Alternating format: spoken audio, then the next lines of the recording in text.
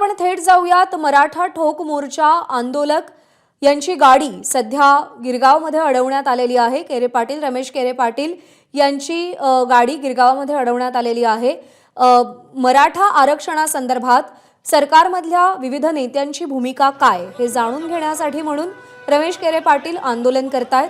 आज ते देवेंद्र फडणवीस आणि शरद पवार यांच्या निवासस्थानी आंदोलन करणार आहेत। स्पष्ट नाही केली तर नक्कीच या ठिकाणी आम्ही ते आंदोलन या ठिकाणी सुरुवात करू। आमची अजिबात पोलीस प्रशासनाचं पण आज आम्ही या ठिकाणी अटक करा, आम्हाला अटक करा, काय करायचं करा, पण देवेंद्र फडणवीस साहेबाला भेटल्याशिवाय आम्ही जाणार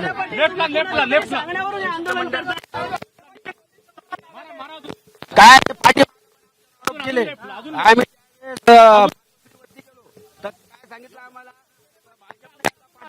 आणि आज देवेंद्र फडणवीस साहेबांच्या बंगल्यावर चाललोय आम्ही। काय आपण पाहतोय या ठिकाणी रमेश केरे पाटील यांच्या नेतृत्वात अनेक मराठा कार्यकर्ते पदाधिकारी हे या ठिकाणी मरीन ड्राईव्ह परिसरामध्ये सध्या आलेले आहेत। आपण सध्याची दृश्य पाहतोय मरीन ड्राईव्ह परिसर। सूरज सावंत आपले प्रतिनिधी सध्या आपल्या सोबत आहेत। सूरज, काय भूमिका आहे रमेश केरे पाटील यांची आणि काय परिस्थिती आहे सध्या तिथे? प्रज्ञा, नक्कीच रमेश केरे पाटलांची गाडी ही गिरगाव या ठिकाणी तुकाराम ओंबळे जो पुतळा आहे त्या ठिकाणी अडवण्यात आलेली आहे। मुंबई पोलिसांचा मोठा बंदोबस्त या ठिकाणी पाहायला मिळतोय। जवळपास 5 ते 6 गाड्या मराठा आंदोलक घेऊन या ठिकाणी आलेल्या आहेत आणि देवेंद्र फडणवीस यांची भेट घेणार असून त्यांची या संदर्भात मराठा आरक्षणासंदर्भात त्यांची भूमिका काय आहे हे जाणून घेण्याचा प्रयत्न हे मागील अनेक दिवसांपासून केरे पाटील करताना पाहायला मिळत आहेत। याआधी त्यांनी उद्धव ठाकरेंच्या घरी म्हणजे मातोश्री निवासाने या ठिकाणी देखील अशाच प्रकारे आंदोलन केलं होतं आणि आज या ठिकाणी देवेंद्र फडणवीस आणि शरद पवार यांच्या घराबाहेर आंदोलन करण्याचा इशारा त्यांनी दिला होता। मात्र त्यापूर्वीच या ठिकाणी गिरगावच्या इथे चौपाटीला त्यांची गाडी अडवण्यात आलेली आहे आणि मराठा आंदोलकांना तुमच्यावर टीका होती। सूरज, थोडंसं थांबवते आपण, तिथे नेमकं काय घडतंय ते पाहूया।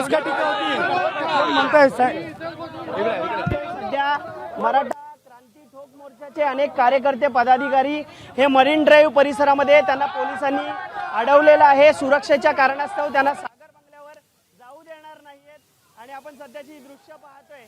मराठे आक्रमक आहेत, जवाब दो आंदोलन ते सध्या करतायत। उद्धव ठाकरे यांच्या घरावर देखील ते मागच्या वेळी गेले होते। प्रत्येक राजकीय पक्षांनी आपली भूमिका स्पष्ट करा असं या ठिकाणी मराठा क्रांती ठोक मोर्चाची भूमिका आहे। आणि सध्या आपण पाहतोय उपमुख्यमंत्री देवेंद्र फडणवीस यांच्या घराकडे सागर बंगल्यावर हे कार्यकर्ते पदाधिकारी निघाले होते, मात्र पोलिसांनी त्यांना अडवलेलं आहे। सुरक्षेच्या कारणास्तव त्यांना अडवण्यात आलेलं आहे। सध्याची दृश्य पाहतोय मरीन ड्राईव्ह तुकाराम ओंबळे ज्या ठिकाणी पुतळा आहे त्या परिसरामध्ये हे सध्या कार्यकर्ते व पदाधिकाऱ्यांना पोलिसांनी अडवलेलं आहे। आपण सध्याची ही दृश्य पाहू शकतो। सुरक्षेच्या कारणास्तव मोठ्या प्रमाणात पोलीस बंदोबस्त देखील वाढवण्यात आलेला आहे। सुरक्षेच्या कारणास्तव या ठिकाणी पोलीस या सर्व कार्यकर्त्यांना पदाधिकाऱ्यांना ताब्यात घेऊ शकतात। सध्याची ही दृश्य पाहतोय, कोणतीही पूर्व परवानगी घेतलेली नाही आणि थेट हे आंदोलन होत आहे। आणि त्यामुळेच रमेश केरे पाटील असतील व मराठा क्रांती ठोक मोर्चाचे पदाधिकारी असतील त्यांना सध्या पोलीस सुरक्षेच्या कारणास्तव ताब्यात घेण्याची शक्यता आहे। त्यासाठी पोलिसांनी आपल्या व्हॅन्स देखील मागवलेल्या आहेत। मोठ्या प्रमाणात पोलीस बंदोबस्त हा मरीन ड्राईव्ह परिसरामध्ये सध्या आपल्याला पाहायला मिळतोय। एकीकडे मराठे आक्रमक आहेत, जवाब दो आंदोलनादरम्यान ते मराठा आरक्षणाविषयी राजकीय नेत्यांची भूमिका काय ही स्पष्ट करा अशी मागणी करतायत। त्यामध्ये आज उपमुख्यमंत्री देवेंद्र फडणवीस यांच्या सागर बंगल्यावर आज हे सगळे मराठे जाणार होते, मात्र सुरक्षेच्या कारणास्तव आणि कोणतीही परवानगी न घेतल्यामुळे पोलीस आता या कार्यकर्ते व पदाधिकाऱ्यांना ताब्यात घेण्याची शक्यता आहे। आपण पाहतोय सध्या रमेश केरे पाटील जे या मराठा क्रांती ठोक मोर्चाचे समन्वयक आहेत ते सध्या पुढे आलेले आहेत। पोलीस त्यांच्याशी संवाद साधतायत। सुरक्षेच्या कारणास्तव त्यांना ताब्यात घेण्याची शक्यता आहे। सध्याची ही दृश्य आपण पाहतोय, रमेश केरे पाटील यांना पोलीस सध्या ताब्यात घेत आहेत। सध्या आपण पाहिलं तर जवाब दो आंदोलन हे देवेंद्र फडणवीसांच्या घरावर या ठिकाणी मराठा क्रांती ठोक मोर्चाच्या वतीने करण्यात येत आहे आणि याच पार्श्वभूमीवर सुरक्षेच्या कारणास्तव आता या सर्व मराठ्यांना ताब्यात घेतलेलं आहे। त्यांना पुढे सागर बंगल्यावर जाण्यासाठी परवानगी नाहीये. सध्याची ही दृश्य मरीन ड्राईव्ह परिसरातली आपण दृश्य पाहतोय. रमेश केरे पाटील यांना पोलिसांनी सुरक्षेच्या कारणास्तव आणि या आंदोलनाला परवानगी नसल्यामुळे ताब्यात घेतलेलं आहे. आपण पाहतोय सध्याची ही मरीन ड्राईव्ह परिसरातली दृश्य आहेत.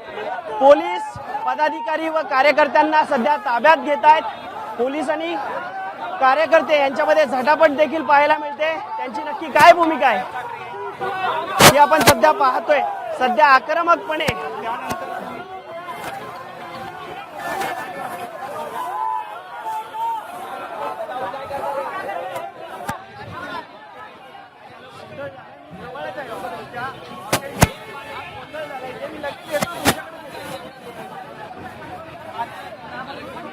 सध्याची ही दृश्य आपण पाहतोय.